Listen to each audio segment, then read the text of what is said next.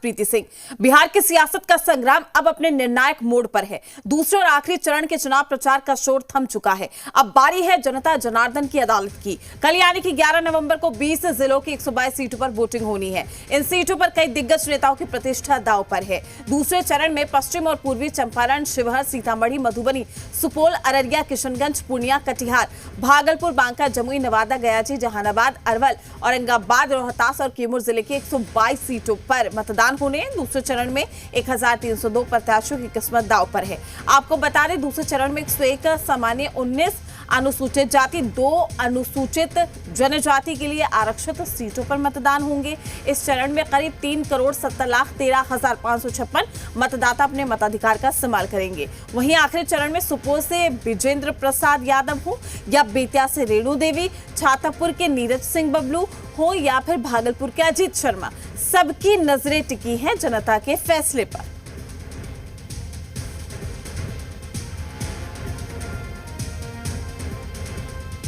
तमाम जानकारी के साथ हमारे सहयोगी रजनीश हमारे साथ पटना से लाइव जुड़ चुके हैं। रजनीश, अब वक्त जनता की अदालत का है और यही वजह है कि कल अंतिम चरण का ये मतदान हो रहा है। दूसरा चरण ही अंतिम चरण है।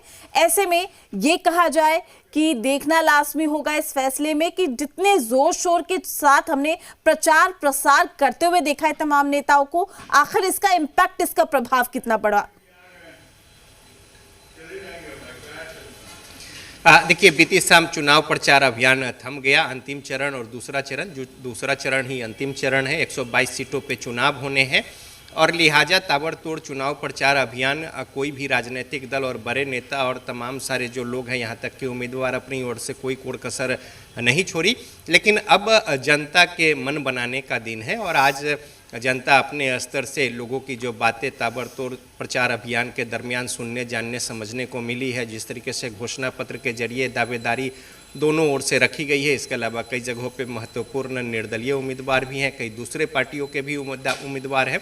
तो लिहाजा इन तमाम बातों के मद्देनज़र अब कल सुबह से मतदान होना है 7 बजे से और बिहार का जो आगे की राजनीतिक दिशा और दशा तय होनी है, उसमें कल का जो मतदान है बहुत ही महत्वपूर्ण भूमिका निभाएगी। और लिहाजा अभी तक जो 121 सीटों पर मतदान हुए हैं प्रथम चरण के, और जो अंदर खाने असेसमेंट है और साथ ही साथ राजनीतिक दल अपने गुना भाग के जरिए जो कुछ निष्कर्ष पर पहुंचे हैं, तो इसको लेकर अंतिम चरण में 122 सीटों पर जो चुनाव है उसमें परिणाम को आगे पीछे करने की, बेहतर परफॉर्म करने की, यानी कि आप ऐसे समझिए कि अगर एक पेपर का एग्ज़ाम थोड़ा कम मार्क्स में हो गया है तो दूसरे पेपर में बेहतर तैयारी करके और उसको डिस्टिंक्शन लाने की कोशिश जो कवायद होती है छात्रों की, वही स्थिति यहाँ पे बड़े नेता और राजनीतिक दलों के जो नीति नियंता है उनकी है। तो लिहाजा अब जनता का मन है, जनता का मूड है और कल वो अपना मत प्रकट करेंगे। 122 सीटों पर जो चुनाव होने हैं, यहाँ पे 3,70,00,000 से ज़्यादा मतदाता अपने मताधिकार का प्रयोग करके तमाम जो उम्मीदवार इन जगहों पर हैं उनके किस्मत का फैसला करेंगे। देखिए, 3 ऐसे क्षेत्र हैं जहाँ पे 22 उम्मीदवार जो हैं ये दूसरे चरण में है, जबकि 6 ऐसा विधानसभा क्षेत्र है वहाँ पे 5 उम्मीदवार हैं। जबकि पिछले बार 3 ऐसा विधानसभा क्षेत्र था जहां पे सबसे कम 5 उम्मीदवार थे, जबकि 2 विधानसभा ऐसा था जहां पे सबसे ज़्यादा 20 उम्मीदवार थे। तो इस तरीके से आप देखें तो औसतन जो यहाँ पे उम्मीदवारी और साथ ही साथ जो लोग हैं विधानसभा को लेकर जो चुनाव होने हैं, निर्वाचन विभाग की भी पूरी तैयारी है, चुनाव आयोग की पैनी नज़र है और साथ ही साथ हर एक बूथ पर वेबकास्टिंग होगी, कैमरे की नज़र से निगाह रखी जाएगी, उसकी मॉनिटरिंग होगी और निष्पक्ष मतदान हो और किसी तरीके का कोई डर भय नहीं। लिहाजा सुरक्षा के व्यापक बंदोबस्त और इस बीच अब राजनीतिक दल और तमाम सारे जो उम्मीदवार हैं उनकी उम्मीदवारी विधानसभा क्षेत्र में और लोग अपने मताधिकार का प्रयोग करके उम्मीदवार यानी अपने जनप्रतिनिधि और उसके जरिए फिर सरकार को चुनने को लेकर बिल्कुल रजनीश, तमाम तैयारी की बात कही जा रही है। इसी कड़ी में यह भी कहा जा रहा है कि वोटिंग के लिए जो राज्य भर है उसमें 45,399 बूथ भी तैयार किए गए हैं। बूथों पर किस तरीके के इंतजाम है? क्योंकि कई बूथों की अगर हम बात करें उसका संचालन महिलाएं करेंगी, कई ऐसे बूथ हैं जिनका संचालन दिव्यांग करेंगे।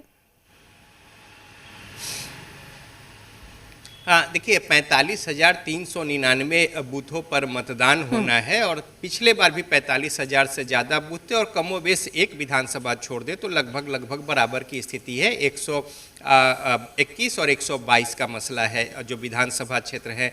तो उसी तरीके से यहाँ भी जो दिव्यांग को लेकर सुविधा साधन, महिलाओं को लेकर सुविधा साधन, महिला संचालित बूथ जो है उसको लेकर यहाँ पे कई सारे जो पिंक बूथ हैं उसका निर्माण कराया गया है। इसके अलावा सशक्त बूथ का निर्माण जो है चुनाव आयोग की ओर से कराया गया है। कई ऐसे बूथ का निर्माण कराया गया है जो कि एक मैसेज देंगे और साथ ही साथ कला संस्कृति समेत तमाम जो पर्यटक स्थल हैं उसकी जानकारी, सुविधा साधन और एक आकर्षण तो हो ही हो, साथ ही साथ सुविधा मूलभूत से लेकर तमाम वैसी बातें। और इस बार पहली बार ऐसा हो रहा है कि हर एक बूथ पर आप मोबाइल लेकर, पहले जो एंट्री नहीं होती थी तो मतदान केंद्र में अंदर जाने पर बाहर मोबाइल रखने को लेकर व्यवस्था जो है वो चुनाव आयोग की ओर से की गई है।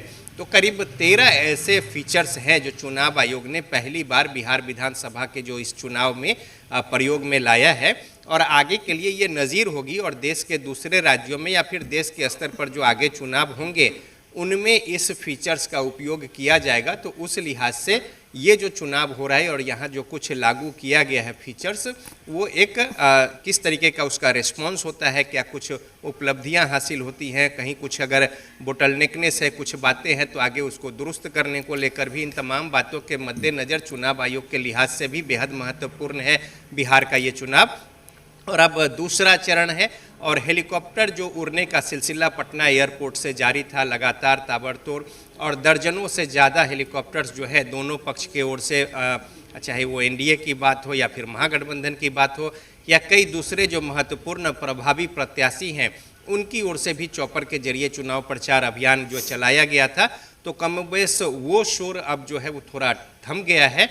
हालांकि इक्का दुक्का आज भी जिस तरीके से बातें हैं, कहीं अपनी कुछ जो पहले से निर्धारित कार्यक्रम है उसके अनुसार लोगों का मूवमेंट है, लेकिन एक जो सुबह सुबह से ही होड़ होती थी कि चौपर पे पहुंचकर और वहां से फिर उड़ान भर के और लगातार 12-12, 13-13 सभाएं जो है, और नेता प्रतिपक्ष तेजस्वी यादव 1 दर्जन से ज़्यादा सभा जो है, किसी दिन तो 18 सभा अप्रत्याशित तौर पे वो देखने को मिली। उधर मुख्यमंत्री नीतीश कुमार 4-5-6 सभा प्रतिदिन जो है एक विधानसभा में 2-2 जगहों पर जाकर अपनी बातों को उन्होंने रखा है।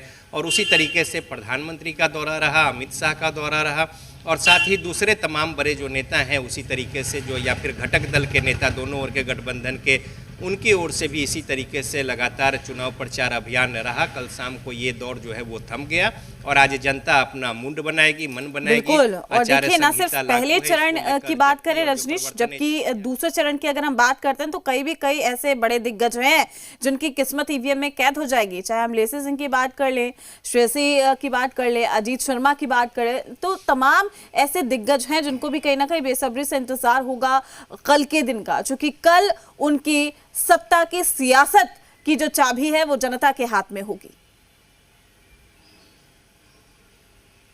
निश्चित तौर पे देखिए, जो बड़े कद के नेता हैं और साथ ही साथ जिनको लेकर के पार्टी की ओर से भी उम्मीदें हैं, लेकिन दूसरी ओर से भी उसी तरीके से उम्मीदवारी दी गई है, तो एक कांटे की जो टक्कर है उसमें कई जो महत्वपूर्ण या कद्दावर नेता है उनकी किस्मत का फैसला कल ईवीएम में दर्ज हो जाएगा और मतदाता जो है अपने हिसाब से मुहर लगाएंगे कि क्या कुछ उन्होंने निर्णय ले रखा है। और इस कड़ी में आप देखें तो पूर्णिया के धमदाहा में लेसी सिंह का मुकाबला आरजेडी के यानी महागठबंधन की ओर से संतोष कुशवाहा जो है उन्हें वहां पे टक्कर दे रहे हैं, जबकि जेडीयू के ही वो पूर्णिया से सांसद हुआ करते थे पहले।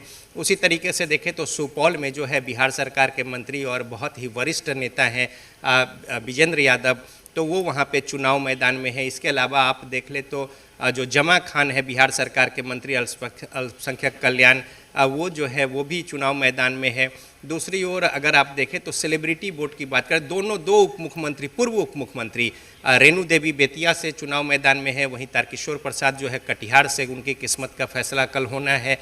और उसी तरीके से तमाम जगहों पे पार्टी के जो बड़े नेता हैं या फिर मंत्री हैं, पूर्व मंत्री हैं और दूसरे जो सेलिब्रिटी हैं उनके किस्मत का फैसला होना है। और अगर मतदान की बात करें तो कई सेलिब्रिटी जो है वो मतदान करेंगे इसमें।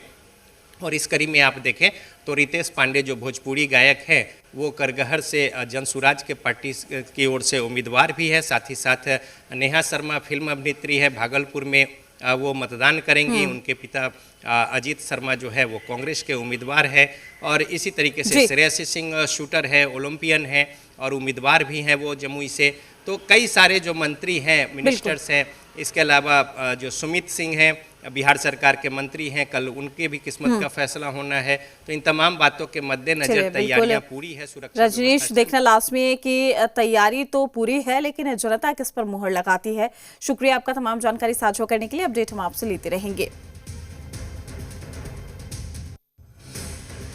दूसरे चरण का चुनाव प्रचार खत्म हो चुका है। निर्वाचन आयोग की ओर से भी चुनाव को लेकर तैयारी पूरी कर ली गई है। 20 जिलों के 122 सीट पर कल मतदान होना है, जिसको लेकर चुनाव आयोग और जिला प्रशासन भी पूरी तरीके से तैयार है।